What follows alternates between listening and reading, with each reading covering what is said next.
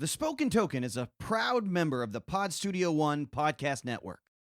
Hello, everyone, and welcome into the big show. I am Larry Neal. Hey, and I am Alex Wallace. And we are the Spoken Token podcast. We are here with episode number 101. Mr. Alex, sir, how are you doing? So if it's 101, does that mean we're like basic? Like this is like, number one, we're just learning. I'm going to let you play with that however you want to. Okay. Well, because in every other context, 101 is like you don't know anything. And here you need to work that out, brother. I think it's apropos for us. I mean, like we still don't know what we're doing, but so 101. So ladies and gentlemen, if this is your first episode with us, we don't know what we're doing either. You got 100 to go catch up on. Oh, well, see, now you're just, I can't let them go. You can't let them If go. they just come in, they got to go back and catch up. But the whole joke was 101. Like, they're learning. I just said you got to work that out the way you worked it out. I'm going to work it out the way I work it out. Were you not following that? My man. What are you doing? Are you being basic? Yeah, apparently. Hey, I see what you did there. You worked that out. Oh, goodness me. Oh, goodness my. It's folks, again, if you are new to us, that's what you get. I mean, that's what we do. Eventually, we talk about board games at some point. That was pretty good. Speaking of which, what's new in your board game world, man? Oh, man, what's new? All right, so I'm pretty pumped about, I got kind of two Kickstarters on my radar. One of them will end in about, probably end of November. And okay. That is Resurgence. I did talk about this. Well, my mic is falling. Oh, we're falling. I'm good. I caught it. So that's how excited I am about my Kickstarter that I'm excited about. And that Kickstarter is called Resurgence. All right, Resurgence, and this is by Stan Kordonsky. And again, I mentioned this last episode in sort of my looking forward to the new year. No, that was the what was it? All the convention stuff. There you go. All the convention stuff. Yeah. But this is the guy who did Dice Hospital, and he has also done Rurik, and he did Role Player Lockup, and he did what's the new winter deck building kitchen sink game that was real big. Okay. You'd know it if you saw it. That one. Yeah, it was Empire. No, what is? Oh gosh. Oh, it's Garsh. Yes. Are you goofy all of a sudden? Gorsh. Endless Winter. That's what Goofy would have said. Endless Winter. So I'm excited about this. It's post-apocalyptic. We're not going to talk good at all today. I think you have the wrong microphone. I do. When I dropped it, all of my ability went with it, and I just turned into random Disney characters. But it is based in post-apocalyptic Russia, Moscow to be exact. Giving that pop filter a workout. That's right. And the game sort of predicates itself on you are picking, it's a worker placement game, and you choose your placement in secret, and then you reveal. There's a little bit of engine building mechanics. So is that one on Kickstarter? Yeah. So it's got about, from the time listing, about 15 days to that. And then the other one, I'm kind of on the fence on. Still, it looks intriguing. It's called King Hill. And the premise of this game is it is an Empire / Euro builder. No, it is a Euro game. Okay. Empire building, but also a card battler. It's a 2-player game. That's a lot. It's a lot going on. It makes you have a little lisp, but it just breaks the teeth. There's a whole lot. A whole lot. But so it says, build your empire, become a glorious hero in an original fantasy worker placement and dueling card game for 1 to 2 players. It looks neat. It has a board that's similar to it kind of looks like Lost Ruins of Arnak for me. A lot of different places where there's a little bit of deck building mechanic to it. There's some Euro placement, engine building, but then it's also you're competing again. There's a lot of cool things. It just looks cool. That's all I gotta go. I haven't backed it yet. I'm gonna do a little bit more praying on that one. So that's a good thing. Yeah, that's a good thing. It's funny that you mentioned that when you went to Kickstarter. I mean, because of the way everything has been dealing with in terms of shipping and everything being held up, and that's a real thing, obviously, globally, a lot of my Kickstarters that were supposed to be spread out have been coming in, back to back. So I've gotten so many new games here in the last few weeks. It's been easy for me to stay away from Kickstarter because it's at my front door. Yeah, because my mailbox. Yeah. You don't need furniture now. You just stack up board games. I mean, yeah, there's a couple sitting on the table this time, and we just got Role Player Ventures in and Nephra's Judgment over from Thunderworks Games. That just came in, and obviously the Cartographers. Yeah, deluxe box. Got to open Cartographers Heroes, and that came in this week. Yeah, exactly. With looking at your collection box, I'm pretty pumped about that. I am too. Yeah, just even like it's not a massive amount of content, but it is just enough because the game itself is already fantastic. Did you get the 3 extra maps? I did get the 3 extra maps. Okay. And so, in that instance, it is a great number. I'm about to say, that's quite a bit. Yeah. And then there were cards. Right. I did get the card packs. Yeah. But it doesn't fundamentally change the format of the game. No. But it does. It adds just enough variety. Yeah. And I'm really excited about it. Absolutely. It's one of those games where, it's so solid, mechanically speaking, its base, that's really all it could use is, maybe more maps, maybe a little bit more or deeper dive into the mechanisms that they had already introduced, which is what Heroes is doing. Yeah, and I like the idea that you can fight monsters now and sort of reclaim some of those negative points that would normally... Yeah, which is really cool. Yeah. So consequently, because of all the new boxes coming in, which I'm thrilled about, really the only serious thing that I'm looking at that I'm still thinking about, I'm still on the fence because it's not quite over yet. It will be by the time you guys hear this, and that's Marvel Dice Throne. I love Dice Throne so much. I love that game so much. So I've been holding off on backing it. I'm not sure if I'm going to. And then obviously Weather Machine is looming out there. Ooh. I like the pun. I don't know if you did it on purpose. It's on the horizon. Yeah, it's on the horizon. I don't know where I'm going to go with that one. Most likely I probably will step down on that one as well and not do it. Really looking hard at Marvel Dice Throne. We will see. But yeah, there's so much good gaming and right now, the time of the year that it is, we got Thanksgiving coming up and the holidays. I really want to dig into some of the ones that we have, and I know we have to continue moving forward in terms of content. So, I mean, obviously I'll keep an eye to it and I'll never get tired. I'm not tired of buying games. It's just right now they're coming in so regular, which is awesome. Like I said, some of them are unannounced. Some of them I'm getting notices. Some of them I'm not, and they're just showing up and it's like a big box. We were talking the other day when Adventures was sitting out on the porch all day. On my doorstep because we were talking at night and you were like, hey, I got Cartographers today or, the Heroes. And I'm like, man, we both got notices at the same time. We live in the same town. It was like, 8 or 9 p.m. I'm like, I should have mine, but I don't. And then I thought about it. I said, oh, you know what? I haven't looked at that email in a minute. So I went and I looked at the email because I realized, because that's why I asked you. I was like, hey, did you get Adventures too? You're like, no, I just got Heroes. I was like, oh, then your box is going to be different from mine. I looked at the email and it said delivered. Left on the front door, no signature needed. I was like, I was sitting on my couch. It was 9:00 at night. It was my weekend, so it was a Monday. I think it was a Monday night, I think. And I was sitting in my robe and my pajamas. And I was thinking, I should probably check my front door. And open the door, and there's a box out there almost as big as I am. Been sitting there all day. That is a big box. It's been sitting there all day. So that was the latest one that I pulled in. So much content to dig into. So I am really thrilled and just got so much game content to get to and so many things we can bring to you moving forward in the future. And we shall. Speaking of which, yes, let's get on into the show because we got some pretty exciting stuff to talk about. I'm pumped. One that's finally making an appearance because it finally got played by us. and some other ones. That's true. And another one besides. Yes, this is true. All right, so let's hit a short break and we'll be right back and get into it right after this. Hello, everyone, and welcome into the Spoken Token podcast, this time episode number 101. It is that time of year, and our hosts tune up their lists of games to fit the season. Then, Alex and Larry give their first impressions on Great Western Trail 2nd Edition. They share their thoughts on games such as Dwellings of Eldervale, Dinosaur Island Raw and Right, and so much more. So, sit back, relax, get out the family cookbook, and turn us up as we join our hosts, Alex Wallace and Larry Neal. All right, we are back.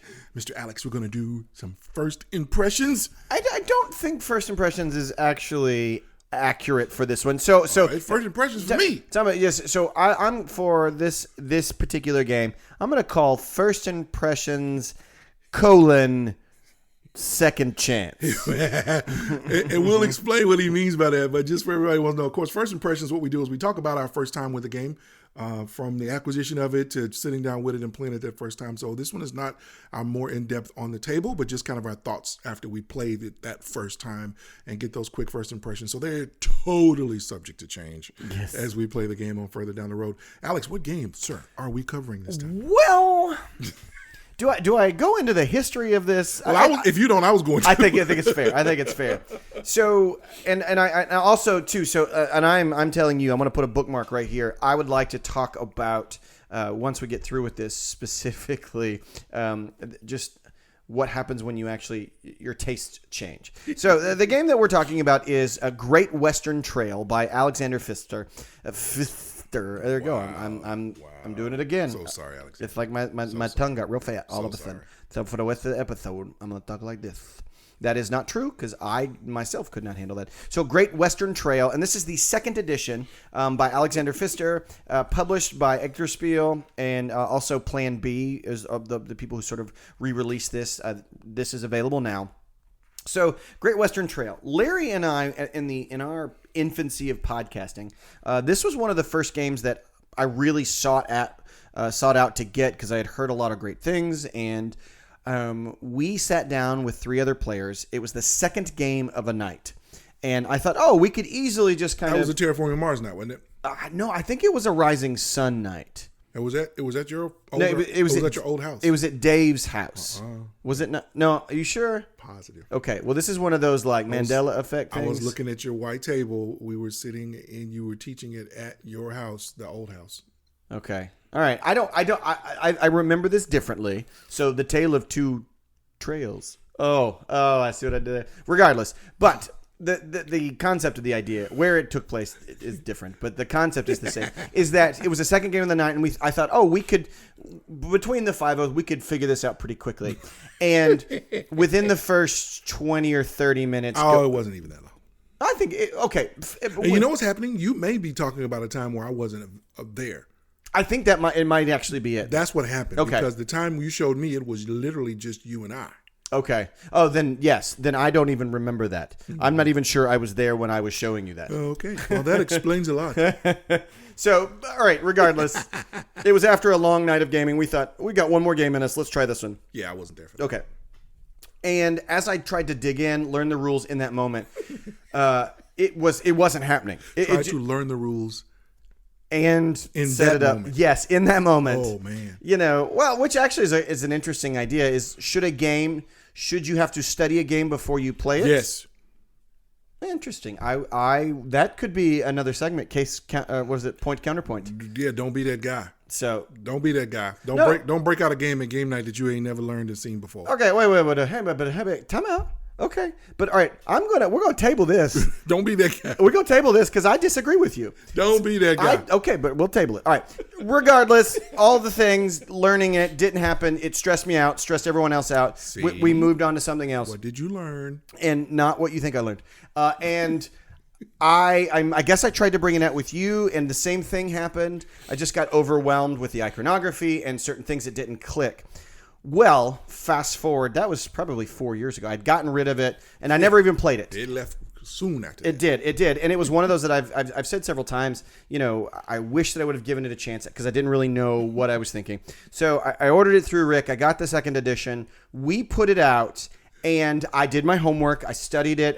I figured out how to play beforehand, and we played through it, and gosh. Good word. Gosh, a couple of things ran through my mind. Number one, good word. I understand why it receives the acclaim that it does. So I think this is one of those games that is aptly lauded. It's on a number of people's top 10 lists, and it's 15 or 16 on BGG, and so I understand that.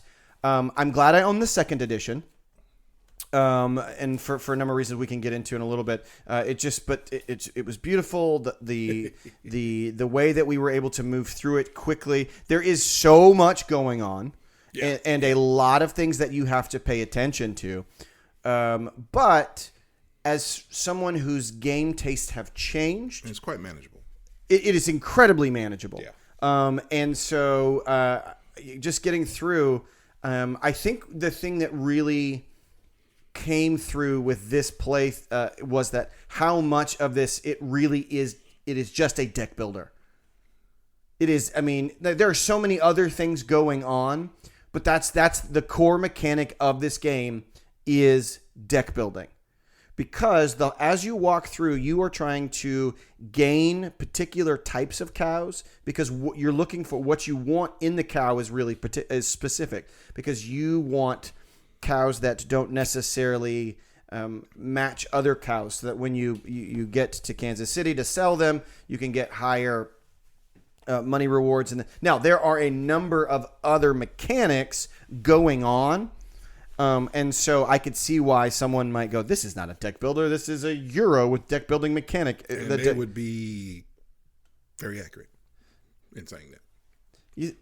So you feel it's more worker placement than it is deck building? I feel like it doesn't have any one mechanic that sticks out like what you just put forward. Okay. I don't agree that deck building is the thing that you should have in your mindset when you're going to play the game because you have to think about it. It's almost, even with the quote-unquote deck building, it's more about set collection than it is deck building. Well, see, no, it's the opposite. Well, I guess if you're doing a set of... Yeah, okay, no. all right. I can see that. Or anti, but the the thing set, is the set it is has in the that. deck. Right, but no, and it has that. I'm not saying it doesn't have it. I'm just saying I think, for me, it was a little bit more of a blend that all of the mechanisms were equally important is what I'm saying. Okay. Deck building is there. I absolutely, Okay. positively is deck building. But it's so you would say it is not necessarily a deck building game. It's just that is one of the 3 to 4 mechanics that are because you have to to think. I mean, what's more important, and the reason why the score was the way that it was, and you beat me so bad. I mean, your placement of getting your buildings out on the building. Yeah, so there is a little bit of area control. Was way more important than the deck stuff. And each turn is a worker placement. Yeah, because remember we went down the score list, and it's like everything was close except for right here. Yeah.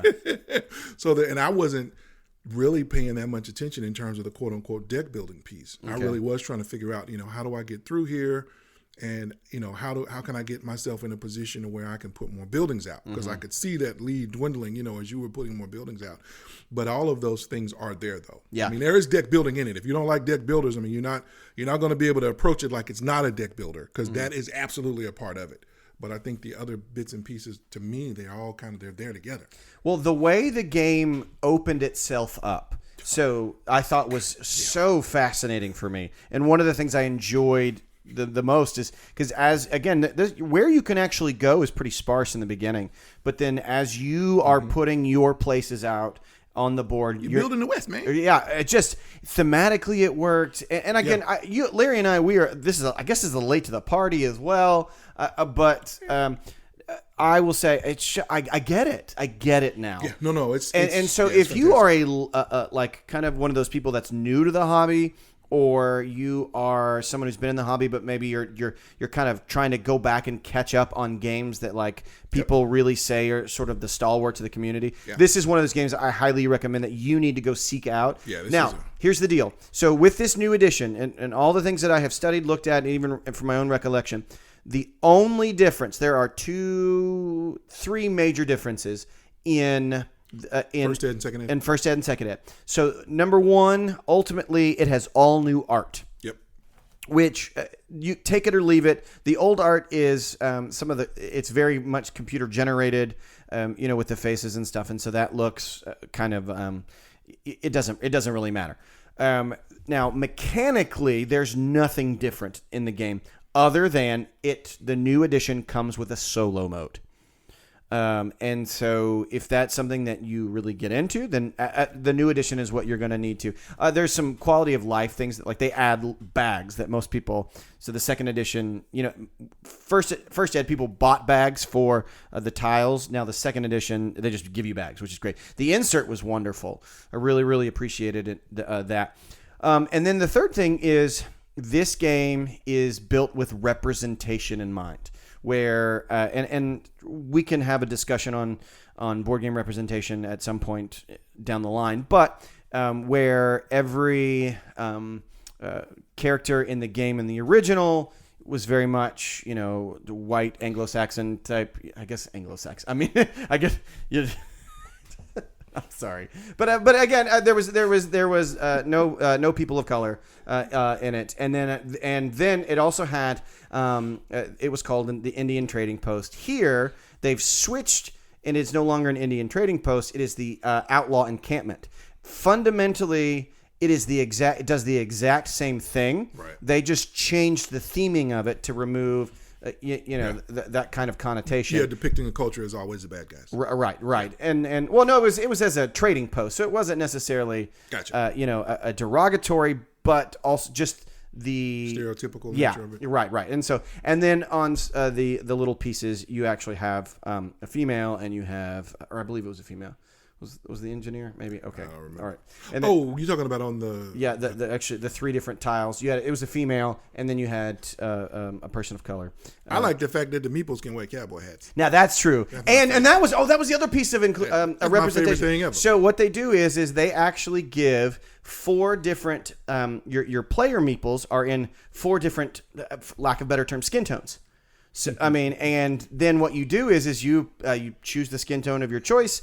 And then you put your player color on top of that as a hat. Which is great. I thought that was, and you know what that reminded me of? When Renegade, when they did Topiary. And, they actually had the wooden meeple of the person in the wheelchair. And so, so as far as representation, I thought that's a really fascinating way to do that. Yeah. Now, I think in general, though, just having player color is a great way to get around that anyway. Well, that's typically how. I mean, we got a one on the table that was an early, controversy, and I'm pointing to Puerto Rico. That was an early controversy. The first time I was introduced to that game, people talked about, well, all of the worker cubes are dark brown, and it's a problem. Oh. And it's funny. Oddly enough, the first time that I heard that wasn't in board gaming circles. I played the game. I introduced it. I was married at the time, and I introduced it to my sister-in-law and then mother-in-law. With my wife there, because we had played it quite a bit. We were over to their house for Christmas, and they were not even considered gamers at all. But I knew it was a long time ago. I'm thinking, no, you know what? I think new non-gamers can probably play Puerto Rico. People who know what Monopoly is, but probably hadn't played it, either one of them. We played it. We did have a good time. It went on very, very long. The longer the explanation of the rules went, I over-prepared to be able to teach it, and was able to talk through the whole thing. But the longer that went on, the more the comments came out. Oh, he's cheating. He's setting up rules. And my wife had my back. She's like, no, that's really the rule. And I was like, oh my God, it takes forever. And I was like, don't worry. He's telling you that now, and you're going to ask again later, but we just want you to hear it so you'll get used to it. But they got on into it. We got them through that. Don't recommend it. But I remember she made a comment towards the end of the game. She's like, well, the worker's brown. And I remember thinking, what are you talking about? They're cubes. Oh, they are brown. Well, I'm like, it's just natural wood finished cubes. And my sister-in-law kind of looked at her and they kind of laughed. And then they looked at my wife, and then she was kind of had her eyebrows up like, well, I mean, it is what it is. And I remember it was just a weird moment, and she let it go. But I remember thinking, okay, that was odd. Mm-hmm. And then not a few months later, I saw where there was this whole controversy about, the worker meeples are slaves. They're brown. They're black folks. And I'm like, well, I didn't take it that way. You can make anything into anything. Yeah. But like you said, fast forward to this game, and with the difference in the skin tones, I mean, it's pretty cool. But you're right, though. Player colors, typically, I'm green. Everybody knows, okay, I'm green. You're whatever color you want, whatever people, purple, blue, whatever. And you're right. That is a way kind of to mitigate it. But I think what they've done here, besides just, again, being genuinely nice, and definitely I think it's a benefit, it also fits the aesthetic when you think about it. It does. You're talking the Old West, you got all this finished wood, that's just, sanded down and just stained. So it's nice. And then you've got nice earth tones. Segueing back into my first impressions, a lot of what Alex said, goes for me, obviously, other than the part about, me feeling the mechanics of it, the way I think it's a more heady blend than just a deck builder. If you're coming to me and you're saying, hey man, I want you to break this game down into one particular mechanic, I'm going to abstain. Fair enough. I'm just going to abstain. And I didn't mean that to you particularly. I mean anybody. No, I agree. Because in my mindset, first of all, I don't play games that I can just distill down into one mechanic. And if that's the way you think, I'm not the person you need to be talking to about board games. It's just not the way that I work. Sometimes that happens. And I'll easily do it. Ascension, deck builder, done. Right. But I mean, sometimes most of the games and a lot of the games that I'm drawn to overwhelmingly aren't that. So it's going to have one or two things. And for me, this is one of those. It's not just about the deck building, but like I said, it is about how you move through. But again, just the design choices that they've made, everything that Alex just discussed. Now my microphone's going crazy. Wow, it's crazy mic day. Carl, where are you? Everything that he discussed about the aesthetics blends into it. And then, like you said, when you first start the game, you're flying through that thing because there's not a lot to do. There are a few spaces that you can stop on. You may be able to do one or two things as you're kind of feeling like, oh, I can go do this, I can go do that. But pretty quickly, you get into Kansas City that first time because it's like, I need to just get up there. I got a good hand of cards. Let's go make some money, move the train, and get this engine going. And maybe you do that another turn or two. Then the board starts filling out. And you're putting your buildings down there to do a couple of things. One, you're putting them down to help yourself, obviously, but you're also influencing and or just flat out hindering your opponents. It's brilliant. Yeah. It's brilliant. So you think you're not just laying them down anywhere. Like, you had that little thing set up that's like, I get to do this thing and I get to go to the market and I'll get this money and then it moves me ahead one space that puts me on a market again. So, you're building an engine for yourself. It's like, I'll get to take that extra move.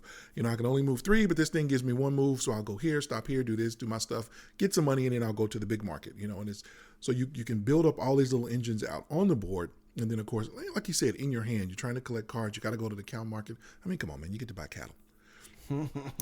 So my first impression of it overall, again, from back then, I was interested in it and I was looking forward to playing it. I didn't quite all, have it from what Alex had described because he wasn't done teaching it, but I was looking forward to it, and when he was like, you know what, let's put it up, let's call it, let me just do it another time. I didn't want to press it because I don't, I get it. He was tired, he was ready to move on, and it was time to move on. So we'll play it another time.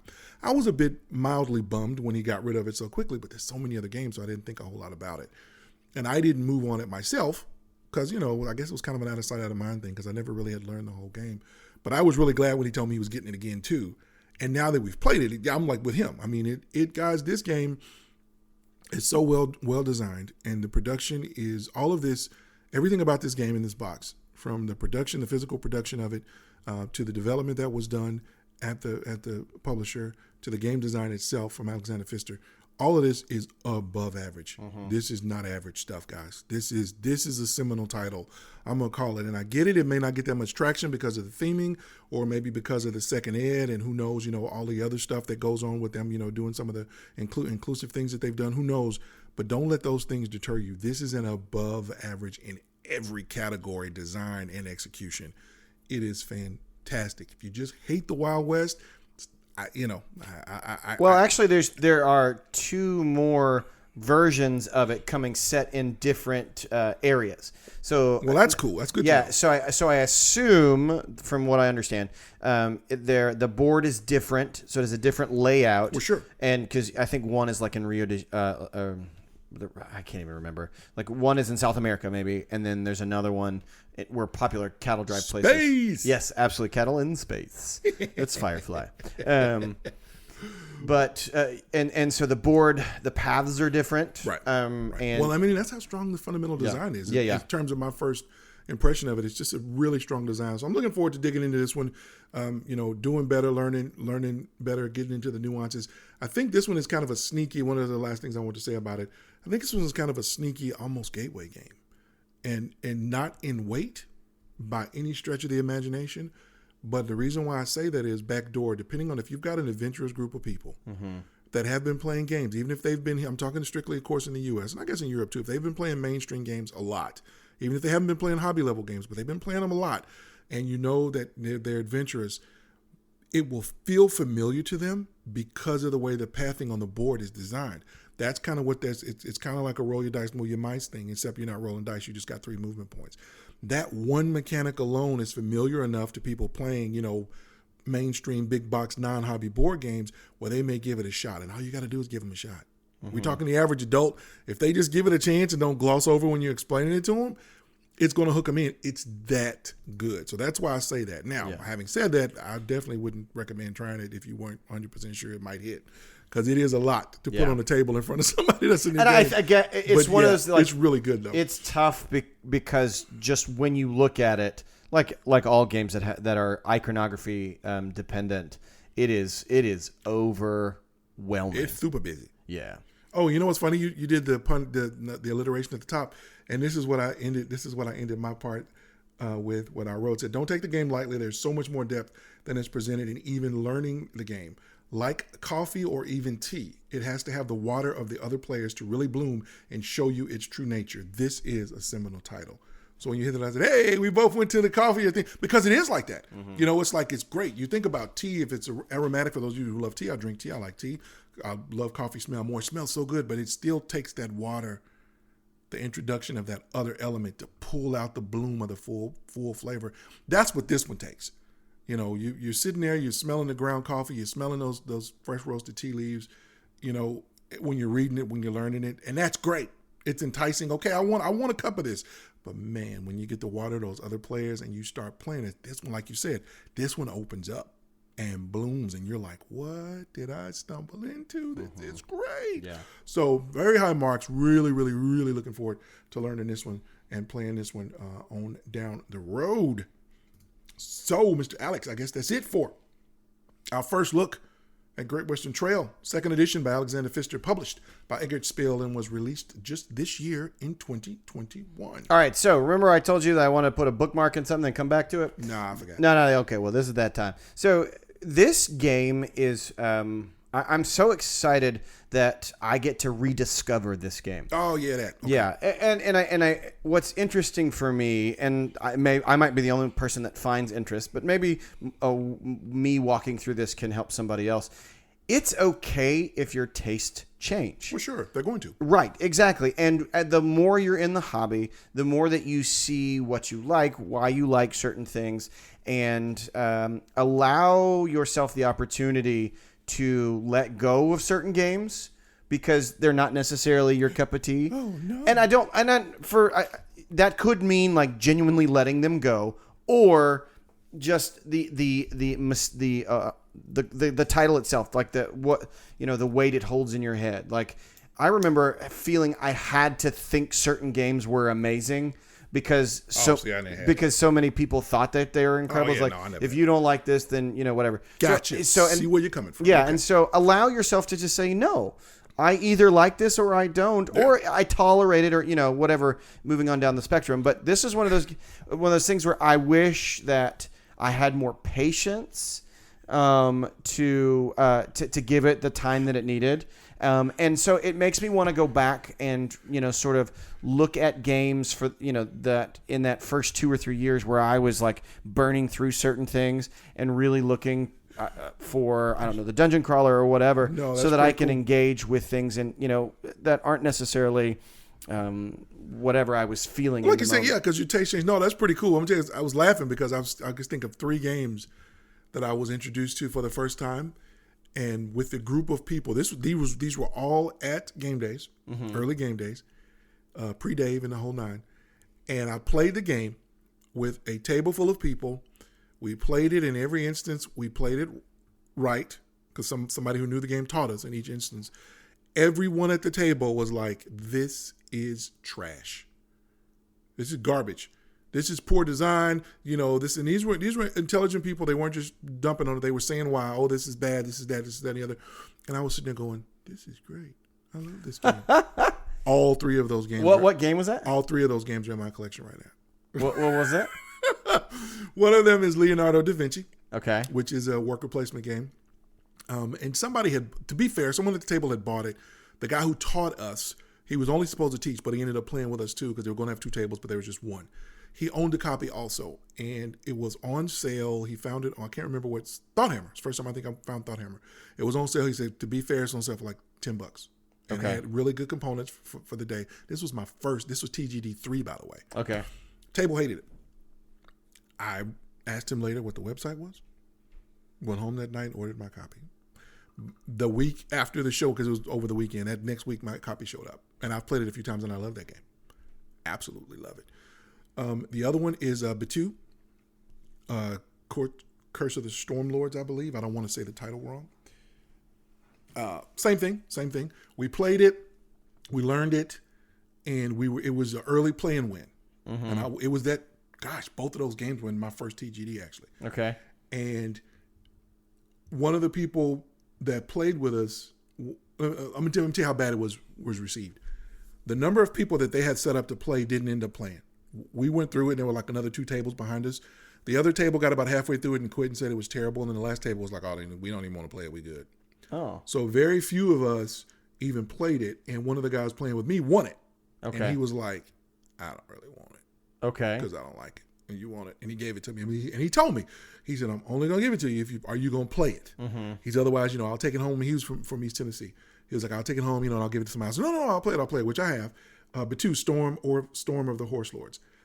Yeah, it's clunky, but I enjoyed it. I'm like, I'm enjoying what's here. Yeah. So this is great. And then the other one, I'm trying to remember. I'm looking at the box, and I'm not going to remember the name of it. And I don't want to scroll through my collection. But there's a third one that's Math in Space. And math is my nemesis. More so than puzzles. Mm-hmm. As much as puzzles I just dislike. Math I loathe. And math usually wins. Yes, I can every once in a while I can beat a puzzle, but math usually wins. Math is the nemesis that must always be. It was math, but I thought it was unique. But I ended up I got an opportunity to get it from the publisher, the guy who designed it, and the publisher was there at the game days, and I went on and I took a flyer on it, and I don't mind it one bit. I'm like, you know what? It's not that bad. So, but I get what you're saying. So when you were like, hey, my tastes changed. Because as I sit there and think about it, I'm like, would I have bid on those same 3 games now? All 3 of them, probably not. I'm not sad that I have them. I'm not looking to get rid of them, but I understand where you're coming from. But yeah, no, tastes are absolutely going to change. Those games, all 3 of them at the time when I was exposed to them, weren't like anything I'd played. Mm-hmm. At the time, particularly with Leonardo da Vinci, which I still think to this day, though, I think it's a very solid worker placement game. It is dated. It's old. Leonardo da Vinci is super old in terms of when it came out. But I think that, for its time, for me not having played a lot of worker placement at that time, it was like, wow, this is a revelation. I'm enjoying the heck out of this. And it was almost too much for me to keep up. You know who was at that table? Devin. Oh, fun. Yeah, of Cat House Games. She was at that table and if I'm not mistaken, I think they bought a copy too. I don't think they still own their copy, but I think they bought a copy too. 2006 is when Leonardo da Vinci launched, and it is sitting at a 6.75 according to BGG, which ain't great. It's not terrible, but it ain't great. So you're glad that you stuck with it. Well, of course. Even though you're like I said, I've never, when you say that, I can respect that. It's something I've been learning from you. Yeah. Watching you deal with it and work through it and just deal with it. If someone had told me before you and I started doing the podcast and spent so much time together that legitimately people out there listened to what the ether was saying and went with it, I honestly wouldn't have believed it. Mm-hmm. Because it just doesn't make sense to me. Right. Make your own determination. Do you like it or not? I don't care what Tom Vassell says. And, of course, it's not any slight to Tom if Tom is listening like he would be. But you know what I'm saying? It's like I go on and listen to those guys partially for informational. Yeah. Partially for entertainment. Right. A little bit of education. But I'm going to buy it regardless. Yeah. And see, I don't care if you hate Galaxy Truck or not. There's my copy sitting right there. No, it's not going anywhere. Yeah. And I think that's one of the things, too, that I don't listen to reviews very much anymore. I'm so proud of you. I just listen to I really enjoy the guys that sit down and shut up. Sit down and shut. Yeah, that's right. Yeah, sit down, shut up. Yeah, so I really enjoy it just because they're fun. Yeah, and their tastes are very similar to mine. They're also brilliant. And so I can listen to smart people talk. I will listen to them, and if they come away with something and they're like, oh, well, this is our experience. I know enough about what I now like. I have enough confidence in my understanding to go, okay, well, I can mitigate my expectations, but I don't let reviews dictate my buying patterns. No. Because I'm now a researcher in the hobby because opposed to a FOMOist or a. I guess one of the things that I can do is, it's just the way that I am, and I guess I'm glad that it's that way, and it's a blessing. You know me. It's been this way since the beginning, and it'll always be this way. When I sit down with a box, I don't have any expectations of anything that I'm about to have a good time with that box. Right. Period. Yep. And I thought everybody was like that. Yeah. Isn't everybody like that? So when I see people doing things, whether they're content creators or just people on BGG just reviewing a game, and the first thing out of their mouth is they're comparing, this one to the other one that they liked. Well, this game is just like, I like such and such better. It's like, why are you here? Right. This is not that game's forum, sir. You're in the wrong place. Can you talk about this game? But I get it. And to me, the more I thought about it, I'm like, I'm kind of sad for him. Because you don't get to sit down and enjoy the board game. You've already got in your mind that it's either going to be like or inferior to something else. Why are you spending your time over here? You're literally wasting your own time. Good point. And so that's what blows my mind. But that's the way I am. I mean, when we sat down with Dune, when I sit down with Role Player, I'm looking to have a good time, and I'm not looking for it to be like nothing else. I'm looking for a good time out of this box. And if it happens, it's going to be great. And if it doesn't, have you met a game you don't like? Sure. Recently. I'm curious. I'll have to think about it. Not recently, I don't think so.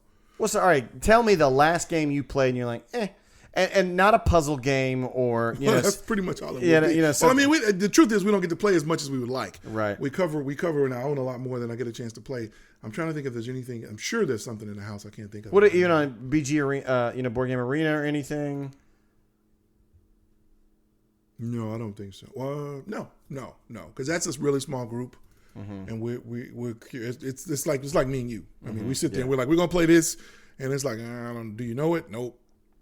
Or okay, and I'm trying to think if we didn't. I've had some games where we just played Flux and didn't have a good time with it.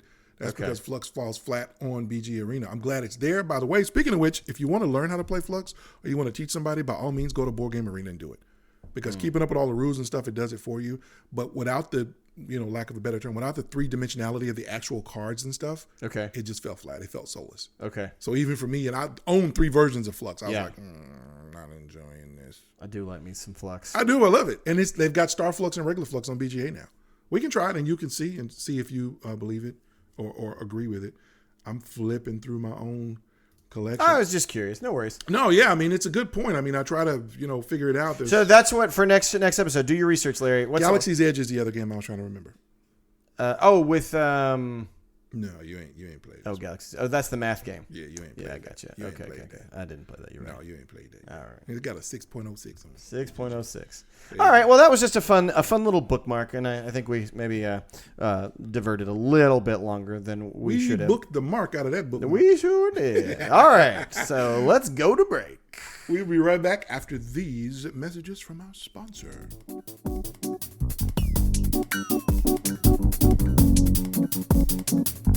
We want to thank the sponsors of today's episode, our friends at Van Ryder Games. Creators of award-winning games such as the single-player Hostage Negotiator and the One vs. Many Detective City of Angels. You can find their full catalog of games, including their graphic novel adventures, at vanrydergames.com. That's VANRYDERGAMES.com, your FLGS, or wherever you buy your games online.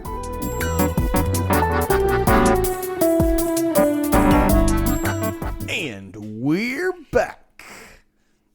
You proud of me, Larry? Super proud. Yep. He didn't threaten to shoot me. No, not at all. Not at all. Not at all. So, dun dun dun dun dun dun dun dun dun dun dun. It's holiday time. Yeah, it's holiday time. So, if you didn't know the tune already, that is a few of my favorite things. No, man, they didn't get the tune from that. You're right. Because you didn't sing it. I didn't. You don't want me to sing it. So let's just stop it there before it gets real bad. I got a bucket. No. Couldn't carry a tune in it. So. That's comedy gold, folks. That's right. We didn't even plan that one.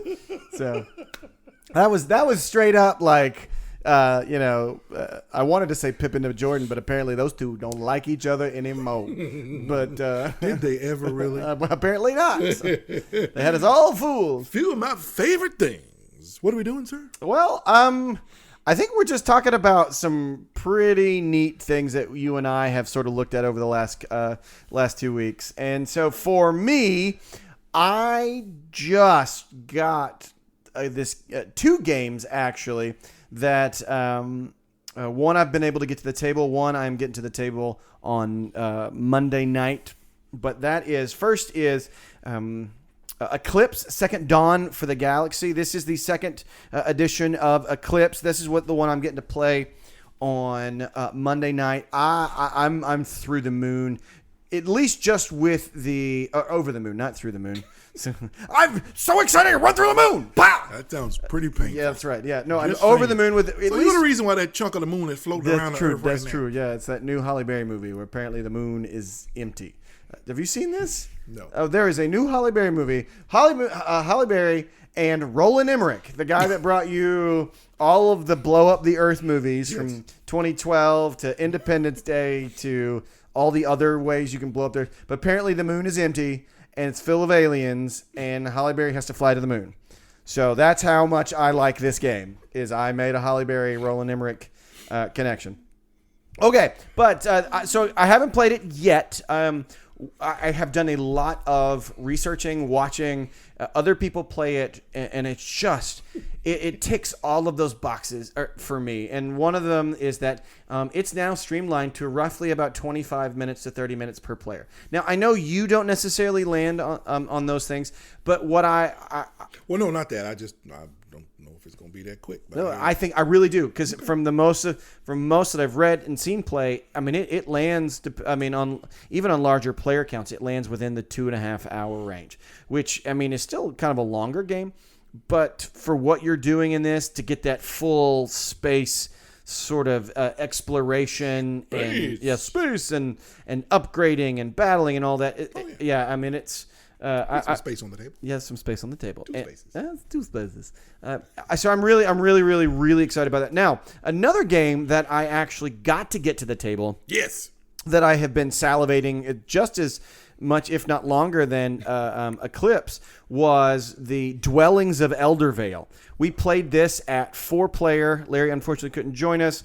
It was delightful. How cool. Absolutely delightful.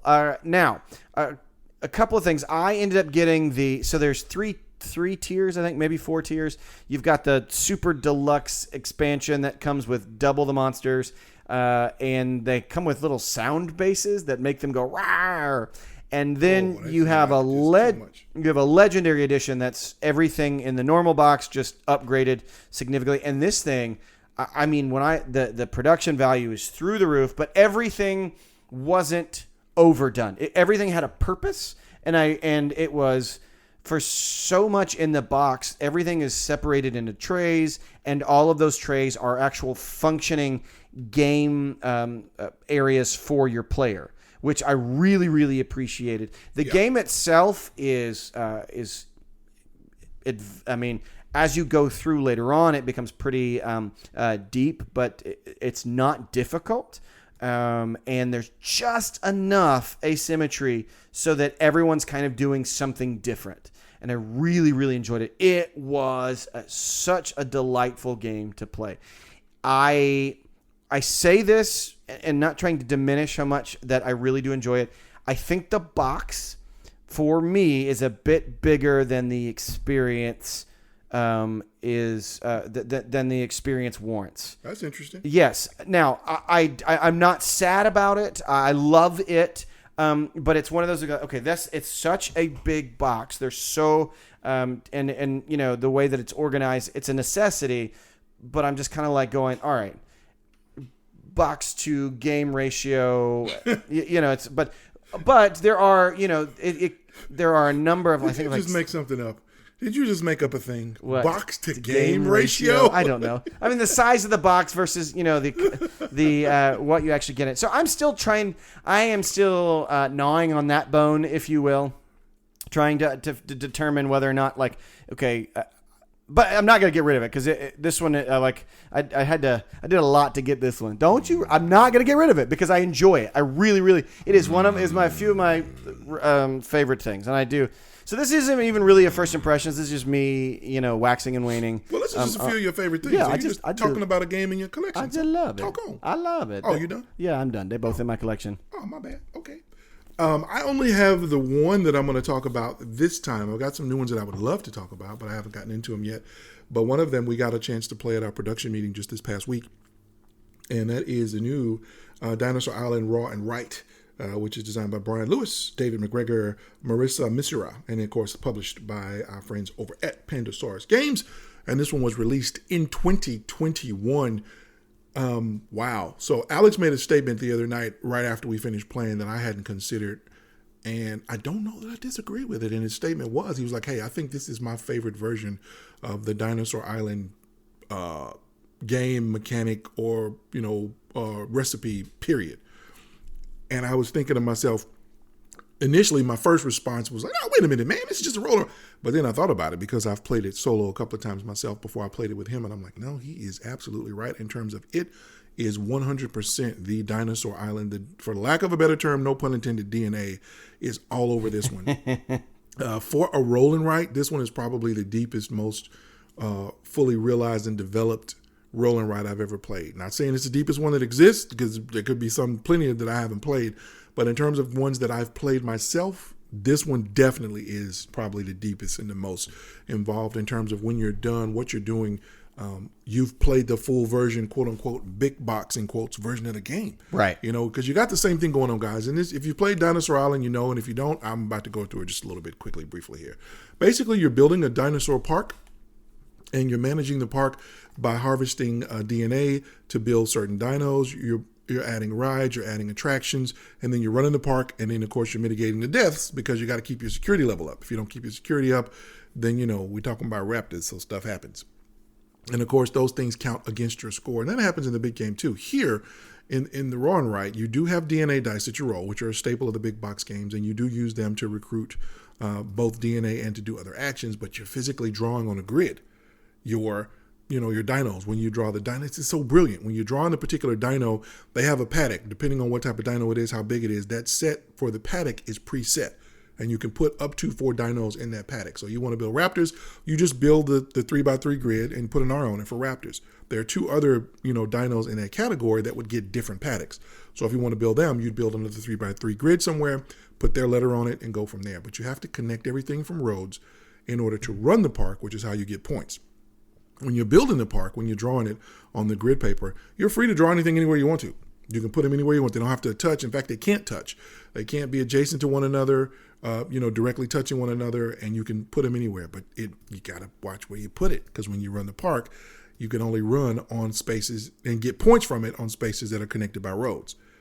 So you need to be able to connect them, and then you want to get into certain park entrances because those give you points as well. There are attractions to build. There are specialists to hire. Again, all of the elements of the big box games, but it is in a roll and write format. Alex and I went through it. It's only 3 rounds. We went through it in about, 30, 35 minutes, if that. Mm-hmm. This was after another game. It was the last thing of the night. We still enjoyed it. The score was super close. Only beat him by 6 points. It was 71-77. It's his first game. He picked it up and got it and ran with it and was rolling. And literally. I really enjoy this one. I really enjoy this one. This is the first roll and write that I have in my collection, and I have quite a few, that I'm side-eyeing the pad of sheets that they gave us. And it's a lot. Mm-hmm. It's big, but I'm looking at that sheet going, ain't gonna be enough. There's a lot. It was a lot in there. Yeah, I'm like, am I gonna run out of these? Because I'm gonna play this, and they're double sided. One of my solo games, I use the other flip side of mine. Alex's his flip side of the ones he used this time will be used next time by somebody else. So they're double sided. You need 2 sheets to deal with it all. The iconography is very heavy, but it's very straightforward. It's got a 23-page rule book for a roll and write, and it needs it. But like I told him, I was like, I'm going to tell you that up front, but don't get overwhelmed by it. Yeah, it wasn't overwhelming. It's not overwhelming. The rulebook is excellent. It's very well done. It's very well paced. The sheet walks you through everything once you know what you're looking at, which is true for every game. This game isn't unique in that. Once you know what you're looking at, the iconography is not, that's just like English, because you've learned another language. Yeah. So once you learn the language of the game, obviously the things go a lot smoother. But even in the beginning, guys, this one is a little bit easier to grasp because of the format that it's in. Mm-hmm. So if you were on the fence about the Dinosaur Island games or Dinosaur games, or you've played them and maybe, you weren't quite sure, give this one a shot if you get a chance, guys. It's a cheaper MSRP. It's like $30. Huge pickup. And there's a ton of game in the box. Yeah. You can really dig really deeply into this one and have a really good time. The humor's there. They didn't have as much they didn't have an opportunity to go as deep with the humor because the humor in the other games is in the cards and, the names of the places. They're doing puns. They didn't quite have room for that because a lot of those elements aren't here, but it still got as much humor packed into it as possible. But there's so much game here. So I simply adore this one. It is one of my favorite ones. It came in my big old box with Dinosaur Island and all of the expansions, and it's the first one out of that box that I got a chance to play. And it has stuck with me. So again, that is Dinosaur Island Rawr and Right. Not crazy about the title, but it's all good. That's fair. They're trying. Fantastic. I get it. They're trying. Again, this one's by Brian Lewis, David McGregor, and Marissa Misura, published by Pandasaurus Games. And I know one of Alex's games, of course, Eclipse, is by Touko. Yeah. It's we're gonna leave the last name alone because I don't want to butcher it. And this one was published by Matagot and was released in 2020. Dwellings of Eldervales by Mike Laurie. And who published that one? That is... Dwellings of Eldervale. I want to say Breaking Games. Breaking Games, that's right. And Okay. that one was released I almost got it. in 2020. Yeah. All right. Hey, I think it's time for us to move on.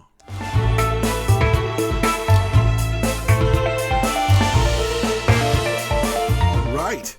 We are back. Yes, we are. It is the middle of November. It's getting cold outside. Ooh. Man, turkeys are scarce. Looking forward to them not being scarce in front of me on the plate, on the table.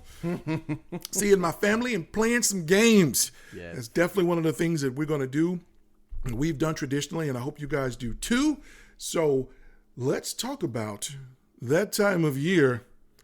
And we're going to talk about some games themed for a certain time of the year. And this time, why not, Alex? Let's do food-based games. Hey, I love it. It's, whoever thought of this, probably... Brilliant! Yeah, brilliant. Thank you. Brilliant. Acting! Brilliant! Yes. If you don't understand, I came up with this, and Larry's like, oh, sure, let's do that.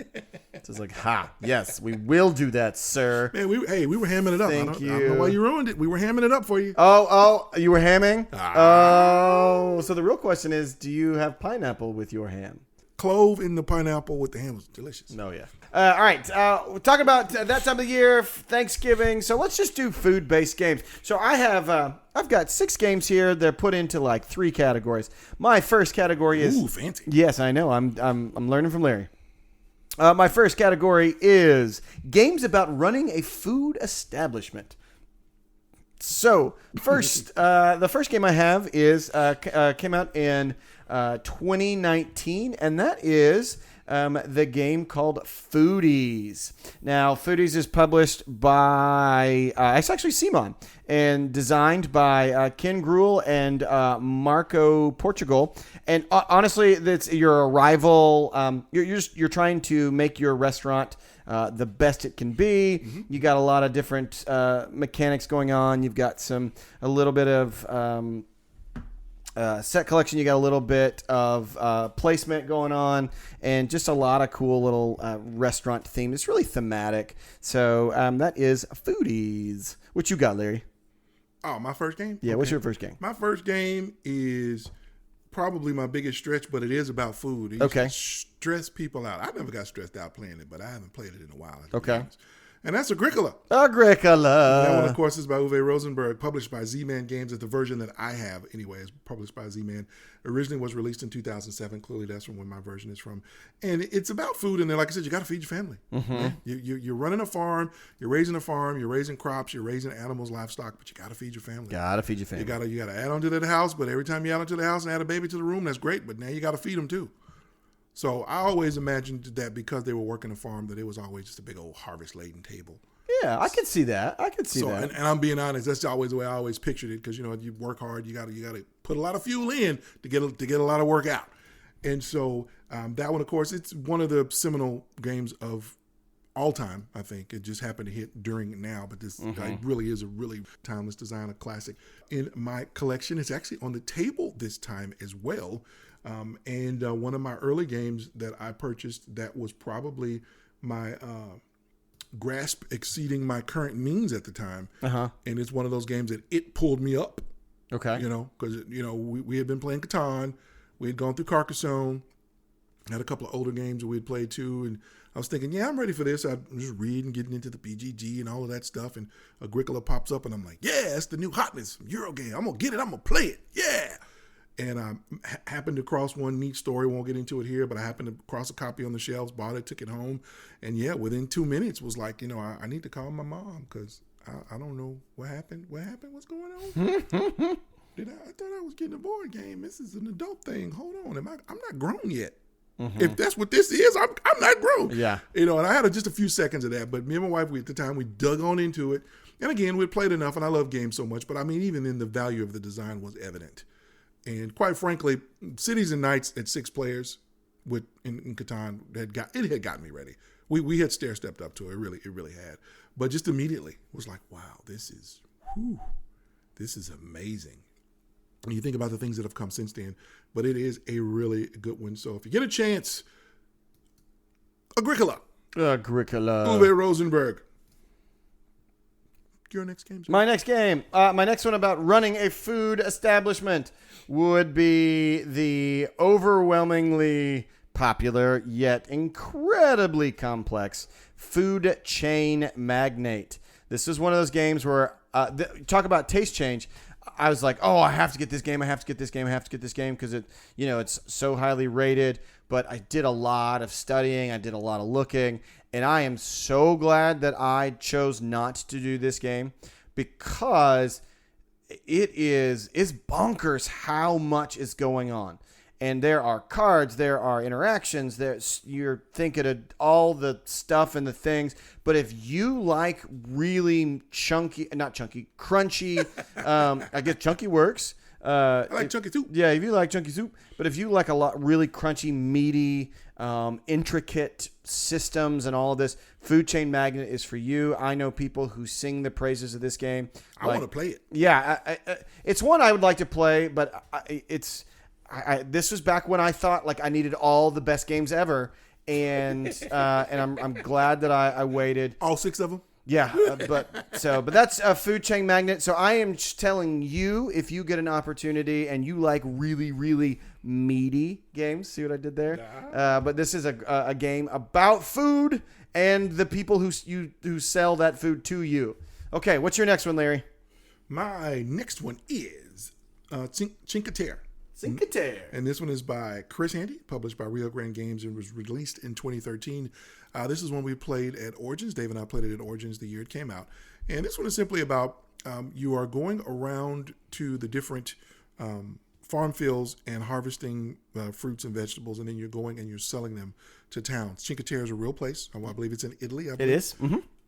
And so this is based off of the culture there, where the farmers are out in the field. They put actually, so they're not on fields; they're on hillsides. Well, hillsides is true. Yeah, because it's a beach, not beach. It's on the coast. Yeah, coastline. That's what I meant. Right on the coast. Yeah, and you're right on the terrace. But they're going out, they're gathering the food, and then they're going from from town to town selling it. And what you're trying to do is you're trying to sell the most food. You're trying to see what each town wants something different. Each turn, it's got a set movement track that you're moving. You move through the fields, and then you move to the towns in the same order each and every time. But you can take as many move turns as you need. Really elegant, really simple. Sat it in front of my sibs. They enjoyed it. It's colorful. It's very well produced. Like I said, this one is from Rio Grande back in 2013. Wooden components, very colorful. The little meeples look like the little carts. Your little player thing that you move around. And it's a joy to play. This is one of those, again, it's kind of a throwback. This one is a gateway, to be perfectly honest with you, because there's really not a lot going on. You can throw out the where you're trying to get the extra little cards, where you're trying to do the extra things. If you throw those out of the game, you can absolutely sit this in front of somebody that's only been playing Monopoly in life and all of that, and they'll get it. And just, sell the most fruit. Let's leave it at that. Don't do any other stretch goals. So this one absolutely can be a gateway game. It's so well produced, though. It's timeless. It's kind of timeless. But again, it's about fun, beautiful setting. If you go and look up Cinque Terre afterwards, oh, look how beautiful that is. And the board kind of evokes that. So with the color scheme and the palette. Well done, Cinque Terre, by Chris Handy and published by Rio Grande Games, released in 2013. Mr. Alex. All right. So my next category of 2 games would be quick food-based card games. Uh-oh. Yes, I know. The first game I want to talk about is one of the first games I ever really played as I was getting into the hobby. I've not really mentioned it here, I don't think, ever. But, now that as I was researching, I was like, man, I miss this game. And, of course, it's not been printed in a long time, and so it's expensive. And it's a small game. It's not worth the price that people are asking for it at this point. But it is. It's real hard to find, so I get it. But that is Food Fight, the card game. So, ultimately, this has some of the most fun art. It is very much. It leans into comedy. The idea is you're fighting over 3 battlefields: breakfast, lunch, and dinner. There's a drafting mechanic. You kind of send the cards around, and then you pick the 5 best. And certain cards work best at lunchtime, or at dinner time, or at breakfast time. It's just really cool, the interactions. It's a quick, light game. I would say it's a little bit lighter than Smash Up, but not by much. Not by much. The art is really, really fun, kind of ridiculous and crazy. So that's Food Fight, and this is published by Cryptozoic. Cryptozoic. Actually, game designed by Matt Hyra. Is that a Matt Hyra It's game? a Matt Hyra game. Yeah. No wonder I like this game so much. Matt an email, tell him to send you a copy. He got one laying around somewhere. Yeah, I'm sure he does. Hey, Matt. Hey, buddy. That is fantastic. Really cool, really cool. All right, well, let's move on to my third entry. This one is about components. I didn't really do categories. I think that's brilliant. I always like doing stuff like that. I didn't think to do it. I was channeling you when I did it. Yeah, I'm kind of. I guess that's why you took it from me. I'm kind of bummed, but yeah. really cool. But no, this one is Herbaceous, and this one is designed by Eduardo Baraf and Steve Finn, published by Pencil First Games, and was released in 2017. And of course, in Herbaceous, what you're doing is you're potting plants and herbs. So you're potting all the different types of herbs that you would use herbs in cooking, and it's very laid back. It's got Beth Sobel did the artwork on it. It's gorgeous.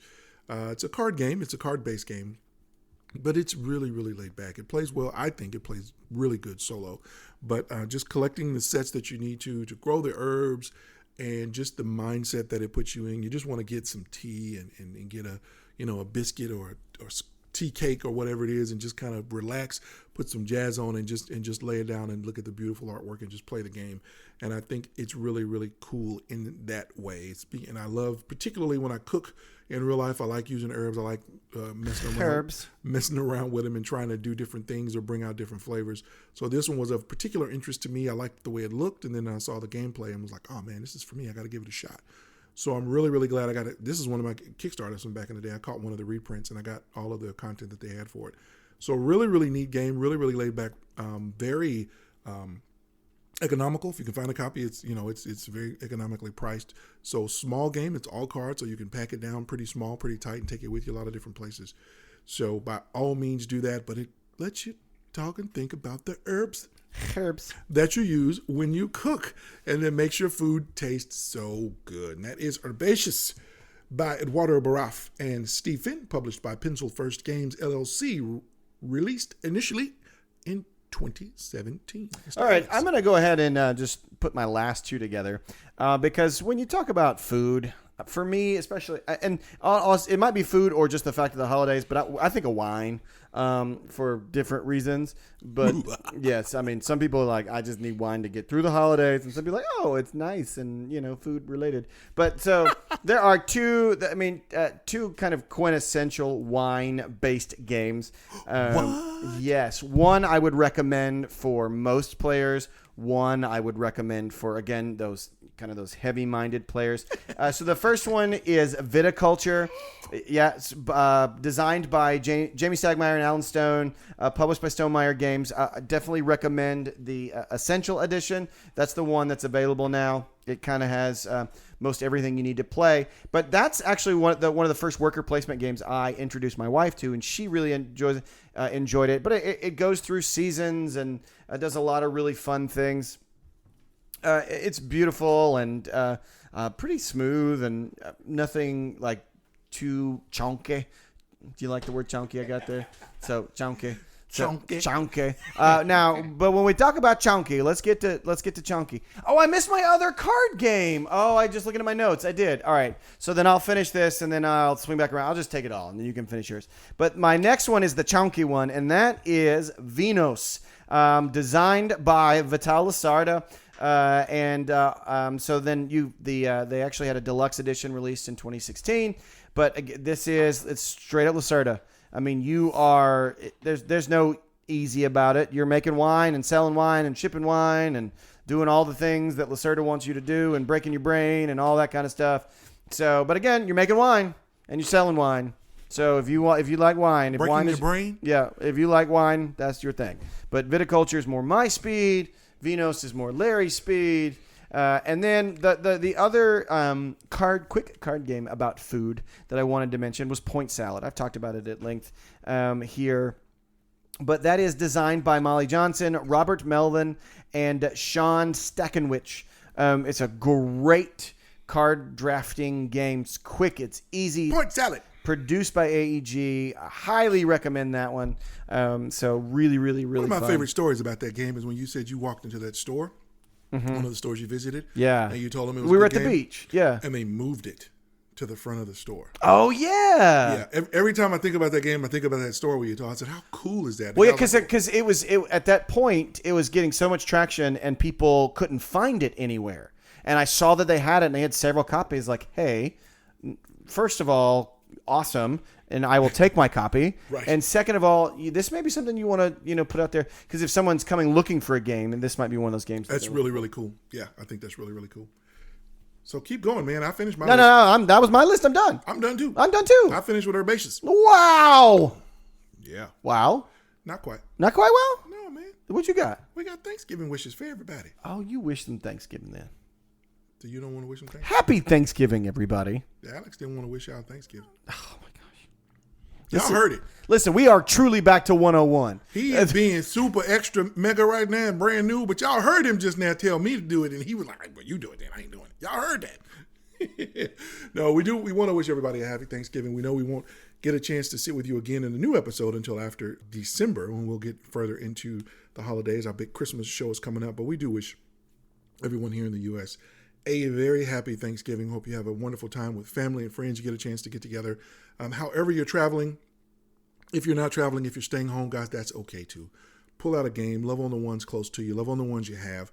Play games. Laugh a lot. Enjoy the time. Let's take some time, particularly with what we've all been through the last, couple of years, and just enjoy our family and our loved ones. So very, very happy Thanksgiving from everybody at The Spoken Token to you and yours.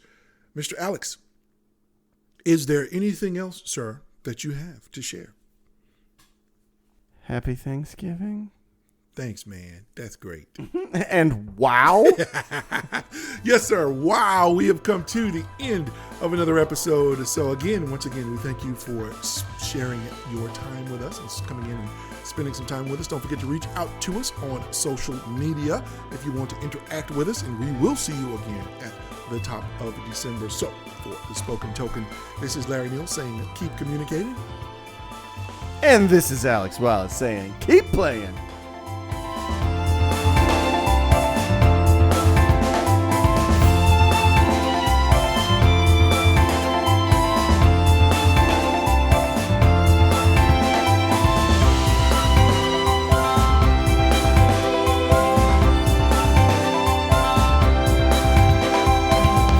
This has been the Spoken Token Podcast. If you'd like to interact with us, please contact us through email at thespokentokenpodcast@gmail.com, on Instagram at The Spoken Token Podcast, on Twitter at The Spoken Token, or on Facebook at The Spoken Token Podcast. And you can reach us through our BGG Guild, number 2656.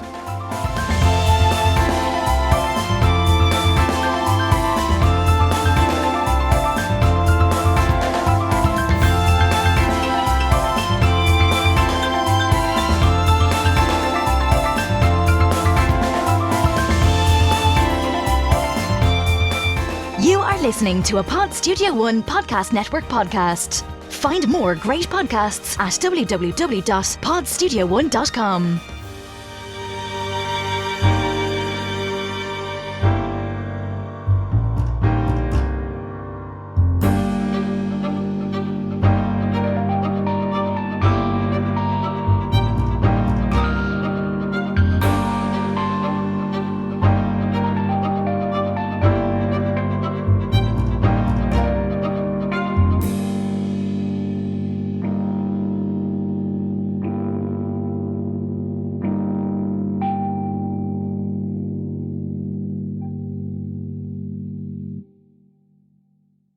you almost missed it. I almost did, but I caught it.